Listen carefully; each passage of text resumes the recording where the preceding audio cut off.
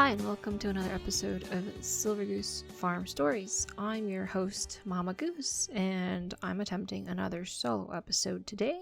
I was inspired after a walk through our pumpkin patch to talk about our journey with gardening, or rather, my journey with gardening, because I've mentioned many times in my blog and also a couple times in this podcast that I have what I like to call a black thumb. And so today we're going to talk about many of the changes and experiments we've done in our garden and kind of what we hope to go through in the future. Hopefully it's interesting for anybody, and maybe you'd be able to relate to some of the struggles that I go through on a regular basis.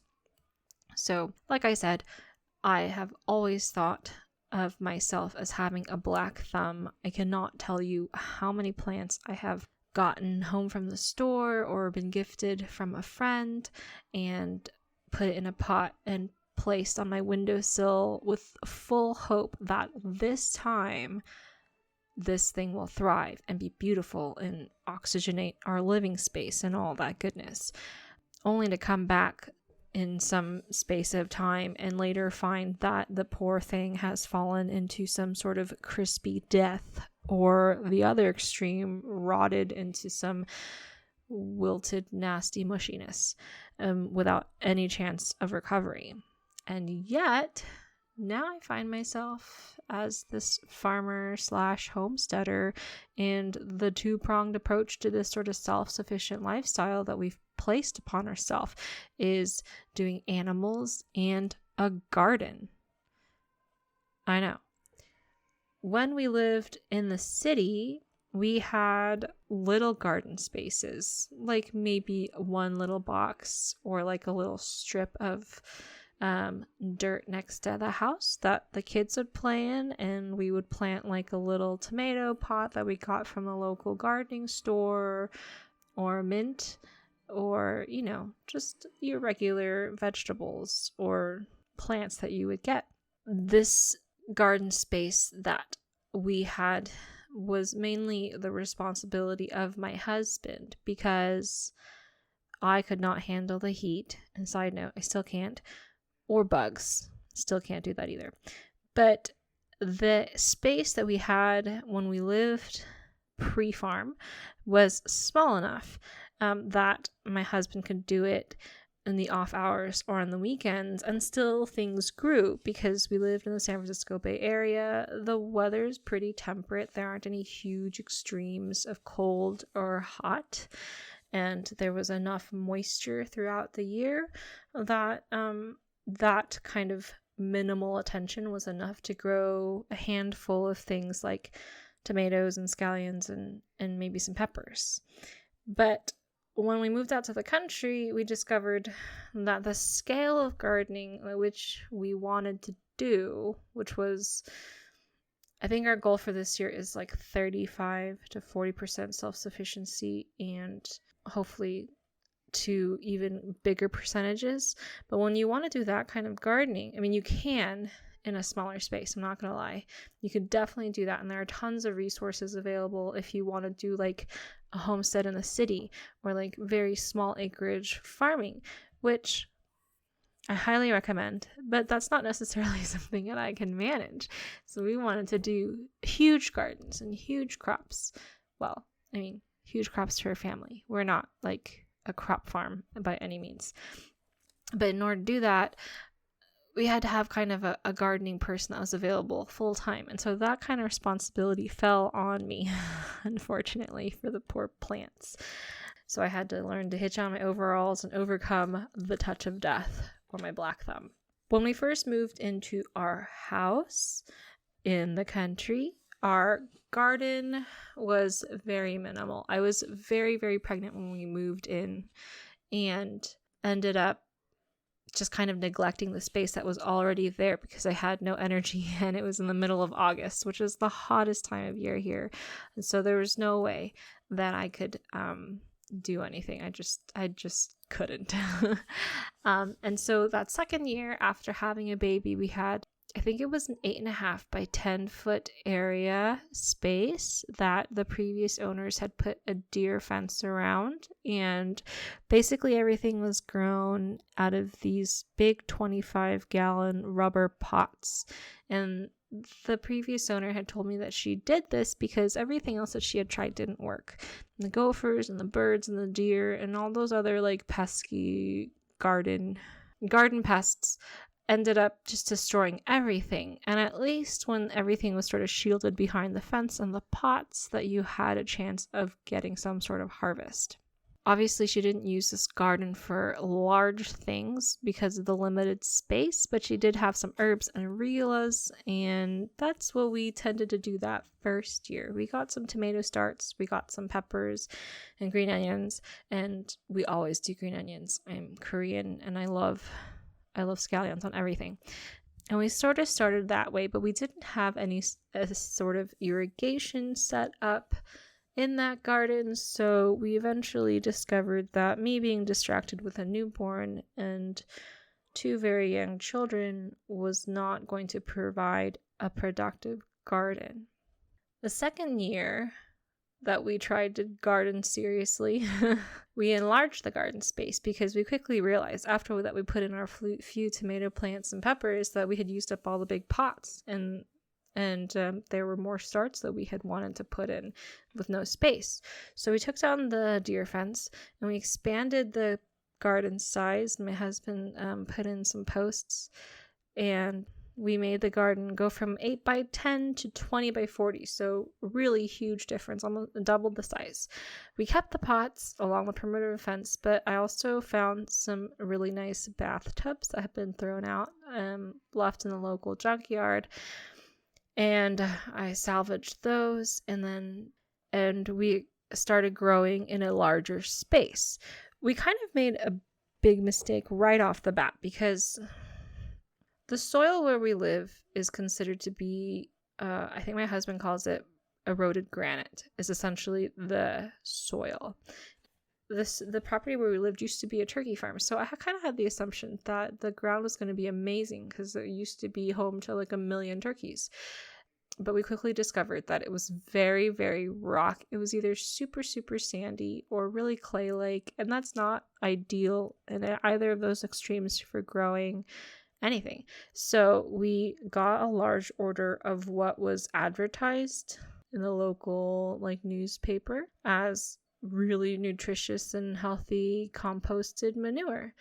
And then we discovered, and it was ready to put directly in the garden. That's what the guy said when he dumped it into our truck. We quickly discovered it was not composted. It was not ready to be put in the garden, and we ended up burning all of our plants. And then gophers discovered the drain holes of the bathtubs that I had used to plant my sweet potatoes, and they just it was a wonderful space for them because they were protected from any of the cats that we had just roaming the garden, and they could just spend their time running holes through my bathtub and eating out all of my sweet potatoes.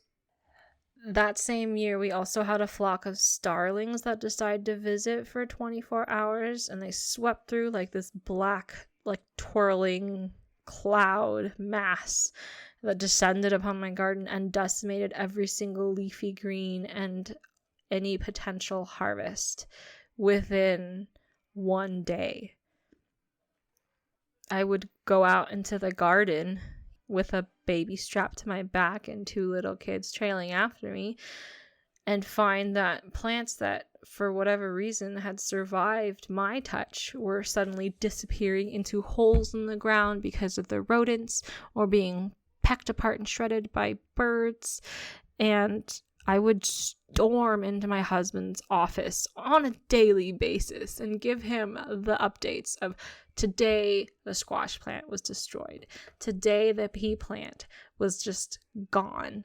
Every single one of my tomato plants has been eaten and pecked through. All my onions are gone. I'd sort of rant and rave, and my poor husband would sit there having to put his conference calls on mute or just, listen until I got through the end of my tirade and just say, oh no, I'm so sorry. And I declared war against the rodents of all kinds after that first year. I'm not a gun person by any stretch, but I very seriously contemplated sitting out in front of my garden with a rifle to pick off the trespassers, sniper style, one by one. That is how enraged I became. You never know that you're an angry person until you become a gardener, apparently. So the following year, we decided to rebuild all our garden beds. We made them taller with some scrap corrugated metal, like roofing panels that we had on our property. And then we lined everything with gopher wire. We also blocked off all the drainage holes on our bathtubs and lifted them up on blocks so that a gopher couldn't just climb in. It would be a serious project for them to try and go in. We doubled and expanded our garden space again. So we included the deep beds, and then we also put in a corn patch and a pumpkin patch to increase the variety of produce that we were growing in our garden. Every time we expand our garden, new difficulties sort of come up. The biggest difficulty that we face is, and probably always will be, the soil, which is probably true for every gardener. When you seriously get into gardening, you really learn, and I hear this everywhere, so it's not just me, you learn that the success of your garden depends 100% on your soil. And so our soil is super hard. It's like cement. I'll take a shovel and I'll prepare to step on it in the ground, and it just bounces off the surface. It doesn't matter how hard I jump on it or anything. It is like cement. In fact, I think probably cement would chip easier than the dirt that we have. And it's also the kind of dirt that, because California droughts are so intense, even if you do add water, even if you do, try and make it loamy and break it up and to keep it hydrated throughout the summer, the droughts are so intense that it makes your ground hydrophobic. That's probably not the right word, but where the water no longer can be absorbed. It is so dry that the water can't be absorbed, and it just runs off the surface and gets lost in the ether or evaporated or something. It's probably why we also have flash flood issues in our area when it does rain. So we tried many, many different methods of making the soil better or even just mildly improved to help grow things. We put pigs in an area that before we'd plant something like our corn, and they would just naturally till it up because they're digging animals, and they're really stubborn too, so they just sort of dig and poke at an area of land, and if they can get their snout under one corner, they'll just keep rooting it all up. So even if it's super hard pan soil, they, for whatever reason, because they were meant to dig, are great at tilling up the soil. We got drip lines in over our garden instead of doing the individual sprayers, so that we could constantly saturate the surface of the soil where we were planting our garden and encourage it to keep its fluffy, loamy qualities. And then on top of all that, of course, we put in as much manure, as much compost, as much mulch that we could find in order to encourage life and develop that microecology within the soil that will eventually make your garden flourish. Or that's the hope anyway. We had sort of a love-hate relationship with our free-range chickens for a really long time. In this fall, they were excellent at eating the pesky bugs, and every time I would bring manure to a new plot of garden that I was preparing for the spring, I would just make a big pile of manure, and the chickens would go right in and just scratch it all and spread it out and just make my job 100% easier. And also they'd eat anything that was really nasty that I wouldn't want laying eggs and hatching in the springtime. But we found out that in the springtime, they're also still scratching. They're still digging and pecking. And then once the produce starts growing, they're going to start attacking the broccoli, the lettuce, and every single one of my melons would be pecked through if the chickens got into the garden. So that quickly ended the free ranging process. Our chickens are still out on pasture, but we keep them contained in a movable chicken frame run so that they get a new patch of grass every couple of days that they can keep scratching through, but are not eating in my garden. And then I discovered the devil grass, aka Bermuda grass. I didn't really think much of it when it was in the lawn because I don't really think much of lawns. But then I tried to grow on a new patch of land, and I discovered that I was on my hands and knees dripping with sweat and dirt permanently crusted into my fingerprints. And I would rip out and pull these huge root systems of Bermuda grass that never went away. It would just keep coming back like some ridiculous herbaceous hydra from hell. If I left even a single sliver of a root, it would multiply and reach out and grow and just devour the garden space. I have to hand it to it. It's an amazing survival plant. And I think on a huge pasture area, it's really beautiful and beneficial to the ground because it's going to hold that structure in. It's going to, spread and increase vegetation and the density of the pasture. But in my garden, it does not belong. It kept coming back and it was choking the life out of my tomatoes and peppers, and it was growing over the kale until they disappeared. I literally laid out cardboard and a foot or more of compost on top of and mulch on top of the cardboard because that's what all of the blogs and all of the videos and everybody said. Like, if you put X number of inches on top of the grass and the weeds that you want to choke out, it will not be able to grow because it could not find the sun. I promise you that does not work for Bermuda grass. I would put feet of mulch on top of areas where I would like to grow, and within a couple of months those little heads of Bermuda grass were popping up, and I knew that root system had spread through all that lovely rich compost that I'd put through and was just going to devour my plants alive. I got so angry about it to the point where I seriously considered just burning it all. But I'm pretty sure even if I did that, I would still miss something and it would come back with a vengeance. And also, I live in wildfire country, so burning any sort of thing indiscriminately would probably cause more damage to the ecosystem than I had intended. And also, I was really tired of fighting the Bermuda grass at this point because there's only so much mulch that I have on hand, and I really didn't want to continue damaging the ecosystem of the soil by digging and exposing it every time I pulled something out. So we decided that we were going to forego battling certain parts of our garden, and we expanded again.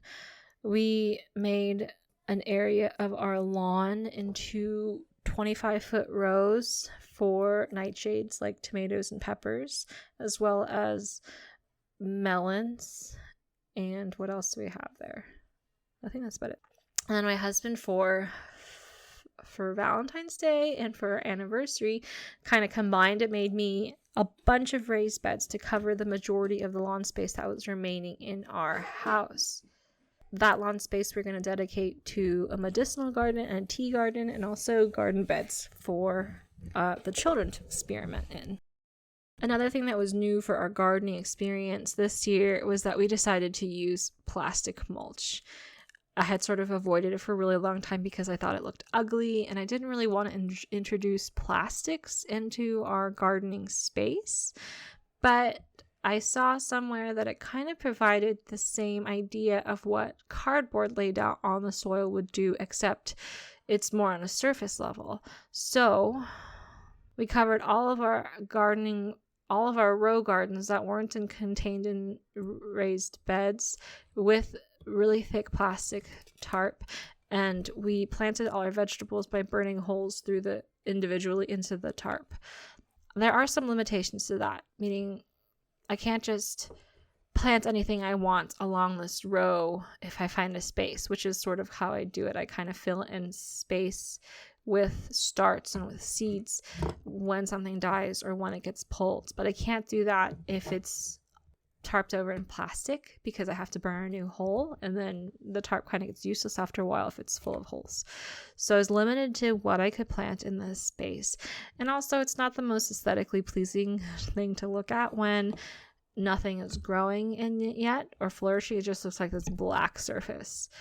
Oh, the black surface also was pretty hot. It would radiate heat. And so, like, if I put in a start, a lot of the times my starts would just wilt because of the heat that was coming off the ground and on top of it. I know it's recommended to mulch your pathways and in between these plastic mulch rows. I hadn't gotten to that space yet, and I just didn't have enough mulch to do that, to be honest.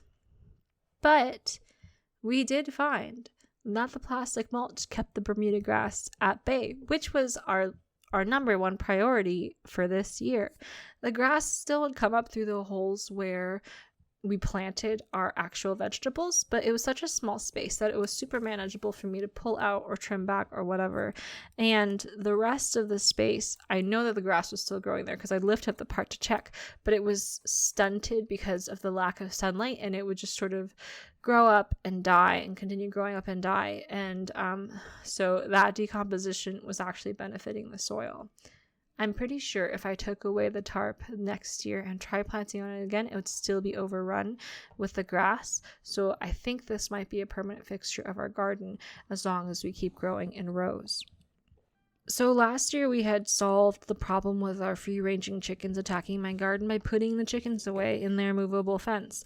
But I hadn't anticipated attracting our guineas that kind of free range through our property. They had never shown interest in my garden before, and so I just sort of didn't put a fence around my garden, which I now, hearing myself say that, will think, wow, you're kind of dumb, Maria. So they did find the garden. It was an attractive space, and I will admit it's a very attractive space in the springtime and the summertime when everything is kind of dead and brown, and this one little part of our property is nice and green and flourishing.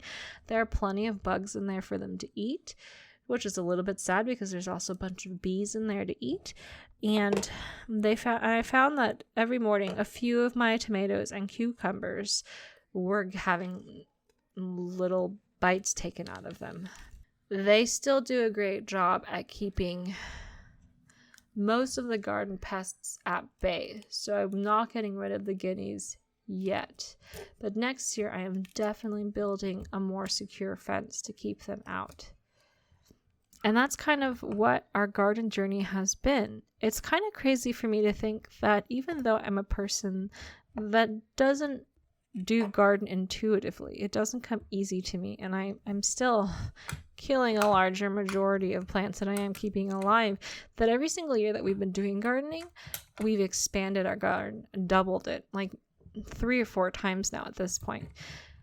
Our plans for next year include putting up a fence to keep out the guineas, number one, and also putting in high tunnels over the current rows that we have. One, those high tunnels will provide a structure to add frost cloth in the wintertime and also shade cloth in the summertime to sort of lessen the intensity of the heat.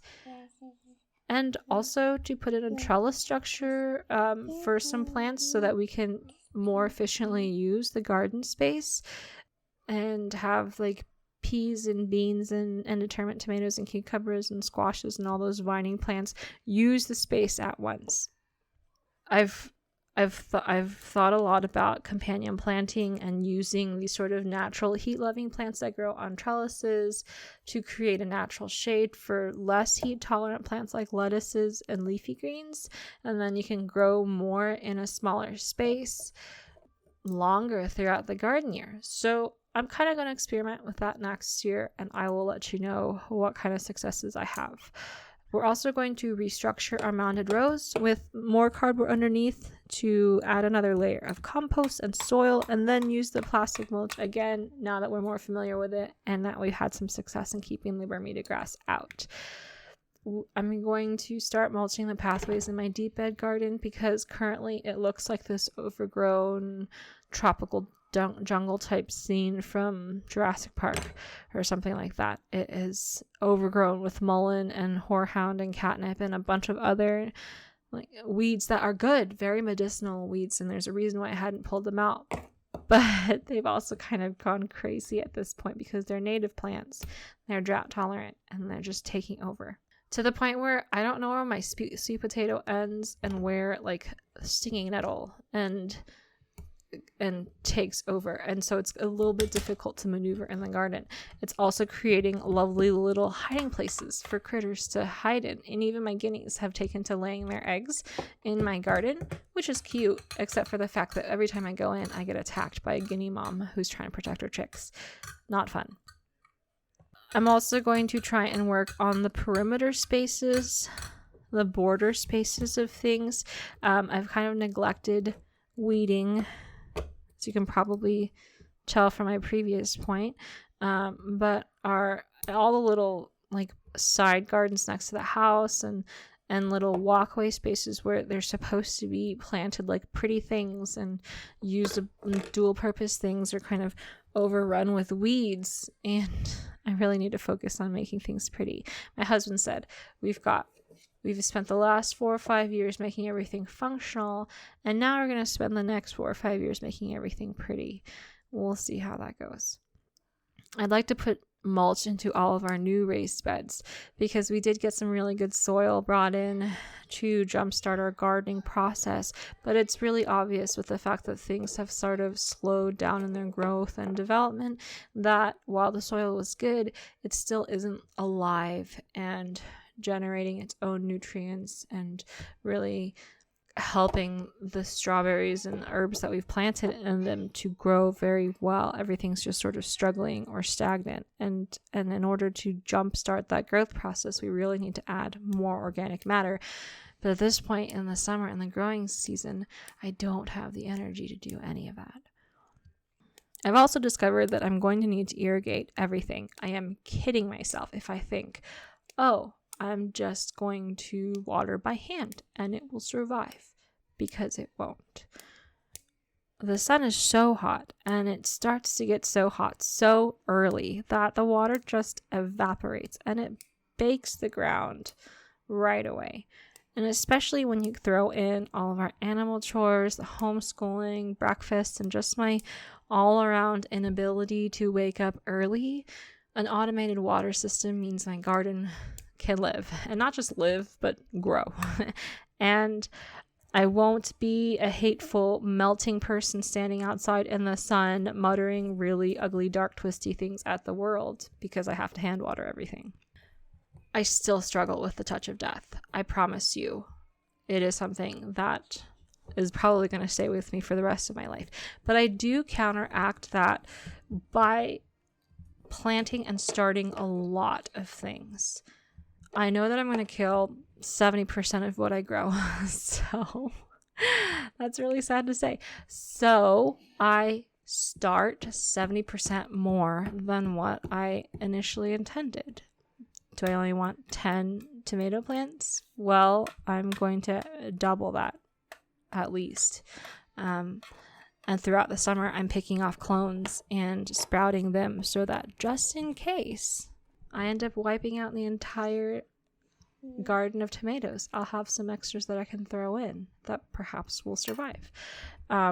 I can't weed in the heat. I just can't. There's something about the sun that turns my brain off and adds 100 extra pounds to my limbs, and I'm literally incapable of functioning. My husband used to think I was exaggerating, but after 3 years of living in this high desert heat, he knows. And there's a certain temperature where my body just shuts down, and all I can do is kind of sit in the dark with the fan on and the air conditioning blowing and try not to blow my top at anybody who looks in my general direction.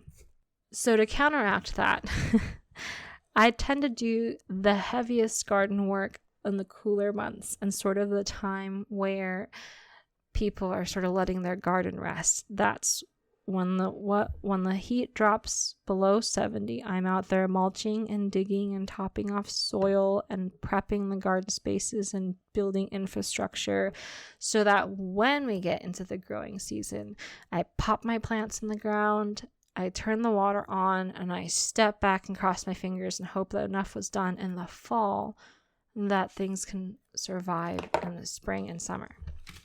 Every year, I think I acclimate a little bit better to the summer, but marginally, very fractionally. The hope is that 30 years from now, I'll be able to be outside happily weeding and gardening and just, being a normal person. But I can't wait 30 years. The garden needs to exist today. So I'm going to continue doing that fall winter schedule and going out at night like a vampire and gardening until I get my body temperature figured out. Another obstacle that I face in gardening is that I'm just really lazy. I will read and make notes and lists and buy all of the supplies that's needed, and I will talk a good talk and make plans for what I'm going to do. But when I put my boots on and I grab my shovel and I stare at the amount of work that's stretching out in front of me, like, why did I make these gardens so big? What in the world was I thinking? As Jamie asks me on a regular basis. And I kind of feel hopeless and really frustrated with myself. And I guess my biggest enemy is my own self-criticism. But thankfully, that's usually when my husband will come and find me. I think he can sense when the clouds start rumbling over my head. And he'll come out and he'll kind of wave his hand through them and he'll say, oh, look, this will be super easy. And he'll grab my shovel and he'll start digging away or hammering at a thing I'm putting together or hauling something. And I have no choice but to follow him because there's no way I'm going to let him do my job without me helping in some way. And then with the two of us working together, him laughing at my grumpiness and me griping at him for laughing at me, we somehow get things done. And then he'll say, see, you're a farmer. Or how does it feel to have a way better garden than last year?